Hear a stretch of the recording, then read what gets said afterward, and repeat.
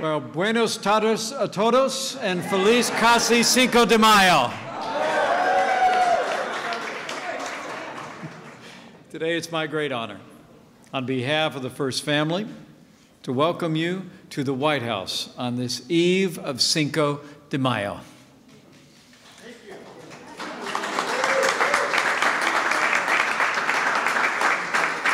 And I bring greetings from the President of the United States of America, President Donald Trump.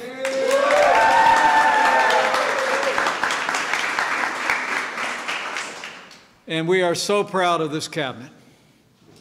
And I am so grateful. Secretary Alex Acosta, thank you for that kind introduction. Would you all join me in giving a vigorous round of applause to the new Secretary of Labor for the United States of America?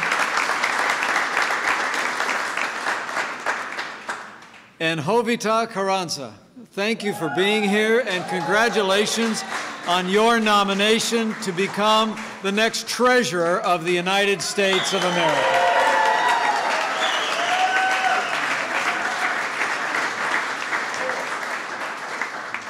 And Ambassador Guterres, who changed his travel plans to be here with us today. It is a privilege to have you here. Thank you, Mr. We are honored by your presence.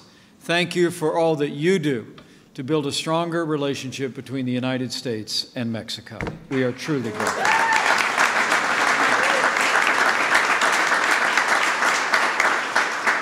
And thanks to all the Hispanic leaders from the life of business, from the life of faith, from public life who are here with us today.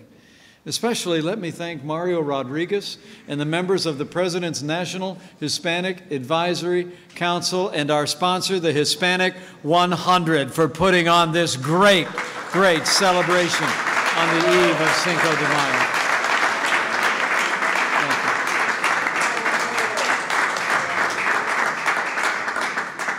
It really is an honor for me to be with you today.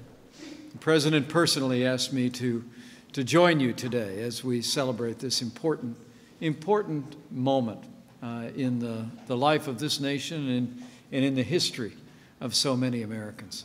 But let me also say it's a particular joy to be here tonight with my much, much, much better half, my wife of 31 years, Karen Pence. Would you join me in welcoming her tonight?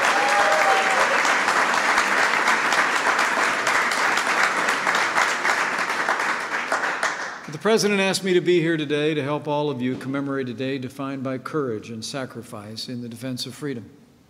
155 years ago tomorrow, in the Battle of Puebla, the Mexican army won a historic victory of freedom against the invading French. Despite being outnumbered 2-1, the bravery and valor of the Mexican people that day has been an inspiration ever since, and their heroism has won the hearts of people not only in Mexico but across America. Cinco de Mayo has become a day to celebrate the extraordinary contributions that Mexican Americans and really all Hispanic Americans have made and continue to make in the United States of America. Today, millions of Americans can trace their heritage back to Mexico. From past generations, we celebrate their many contributions to the life of this nation. From the arts to the armed forces, from the sciences to sports, Mexican Americans have made a lasting impact on our nation and on our history books and filled those history books with names of trailblazers. I think of Ellen Ochoa, the first Hispanic woman who ascended the stars as an astronaut. I think of Richard Cavazos, the first Hispanic four-star general in the United States Army. I think of Octaviano Lorenzo, the first Hispanic to serve in the United States Senate in the 1920s. And of course, I think of my friend, Governor Susana Martinez, the first Hispanic woman to serve as governor and the governor of New Mexico. I really think today, the President and I both do, of all Hispanic Americans and Mexican Americans who every day for generations have contributed to this nation, who've raised families, who've built communities, started businesses, added their voices and talents to making America great. Economically, culturally, in our churches, our towns, and cities across this country, the truth is that Mexican Americans and Hispanic Americans as a whole make a difference in America every single day. And that really is what we celebrate in Cinco de Mayo. We think of the extraordinary number of Hispanic-owned businesses, which actually grew by more than 50% over the past decade. And nearly half of all the Latino-owned firms are owned by people of Mexican heritage. And Latina-owned small businesses are the fastest growing business sector in the United States of America.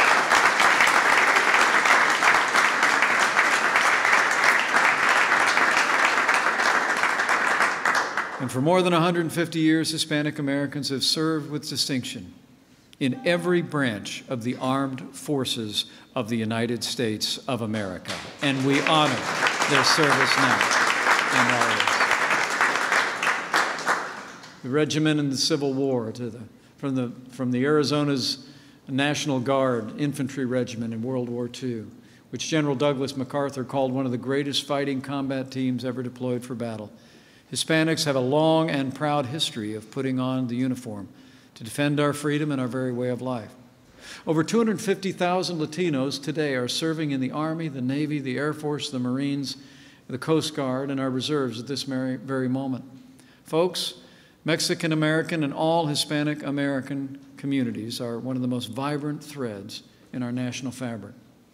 Their success, your success, is America's success. And it's why Donald Trump is fighting every day to empower Hispanic Americans to contribute even more to our country's future. The President has made the Latino community a priority, and we always will. We've been participating already with the Latino Coalition, the U.S. Hispanic Chamber of Commerce, in conferences and listening sessions with business owners, parents, teachers, healthcare workers.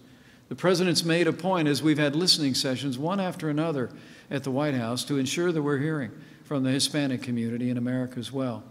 Since day one, the President's taken decisive action to restore opportunity and prosperity for every American, including Hispanics, to make it possible for every American to climb the ladder of success and live the American dream. In fact, you saw the President's leadership on full display this last week.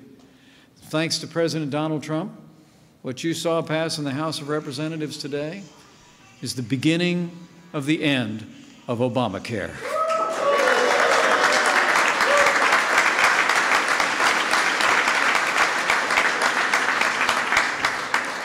Just a few short hours ago, with strong support in the U.S. House of Representatives, we took an important step to repeal and replace Obamacare and replace it, finally, with the kind of health care reform that every American deserves.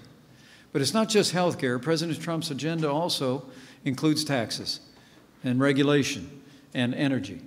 The President is absolutely determined to ensure that as we go forward in this country, we promote policies that will create jobs and opportunity for every American, including Hispanic Americans. In fact, the President is preparing right now, after we move forward in the Congress with health care reform, this President is going to pass the largest tax cut in American history.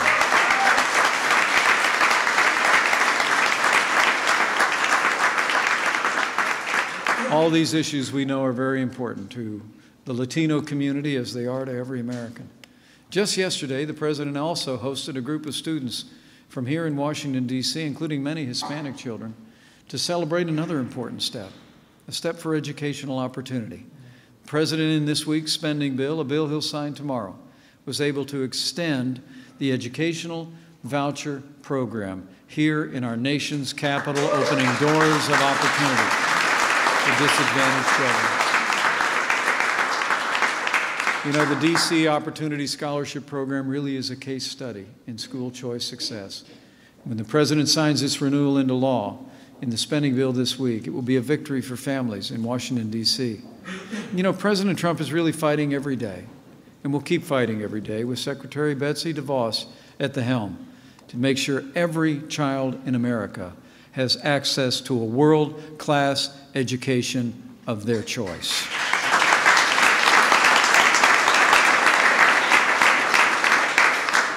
So as I close on this eve of Cinco de Mayo, let me just say that, like all of you, I count among the greatest blessings of my life to simply call myself an American.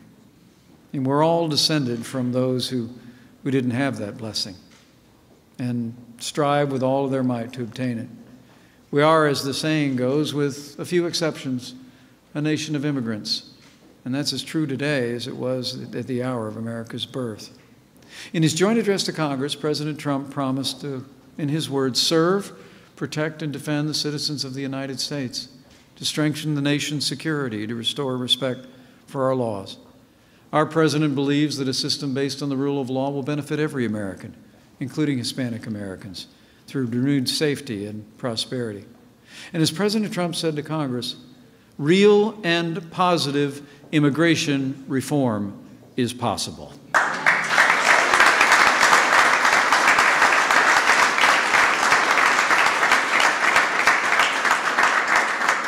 And on this eve of Cinco de Mayo, I can assure everyone here that as we move forward, we will, as the President said in his words, show great heart every step of the way. This is a deeply personal matter for those of you in this room, and it's also a deeply personal matter for me. You know, it was nearly a century ago that my great-grandmother, as the story goes in our family, handed my grandfather as a young man a one-way ticket from Ireland to America. The legend in our family is that my grandmother walked him up the hill outside that little house in Tubbercurry, Ireland. She looked across to the west of the Ox Mountains and thought of the Atlantic before them. And she said, "You have to go to America," because in his words, there's a future there for you. You know, Richard Michael Cawley, which happens to be where Michael Richard Pence got his name, stepped ashore on Ellis Island as a young man on April 11, 1923. He made his way to Chicago, where he drove a bus for 40 years. He put roots down. He built a good name, a wonderful family. He raised a precocious redhead whose blue eyes and red hair still flame to this day. She married a fast-talking salesman who took her down to southern Indiana, where I showed up. My grandfather's story, my mom's story, and my story is like the stories of so many of you here and the families that celebrate Cinco de Mayo this week. It's really the story of the American dream.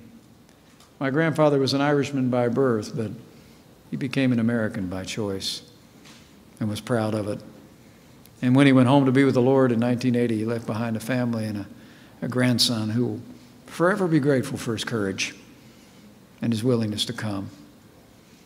It was Inauguration Day, just it seems like a few short months ago, that I thought a lot about my grandfather. I was thinking, as I prepared to take that oath of office as the 48th Vice President of the United States, what my grandfather must have thought. And I was sure of just two things. Number one, he knew me well, so I'm sure he was very surprised.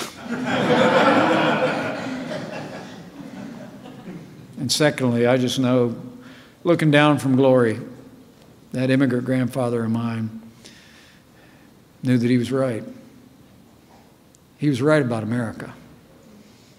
That is, this is a land of opportunity and freedom, where anybody can be anybody.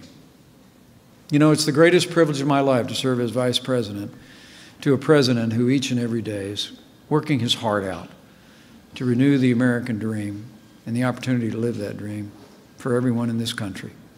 And today, I say with confidence that the future is bright, brighter than ever before, for Hispanic Americans, Americans of every background. And with Donald Trump in the White House, and with your help and God's help, I know the best days for the greatest nation on earth are yet to come.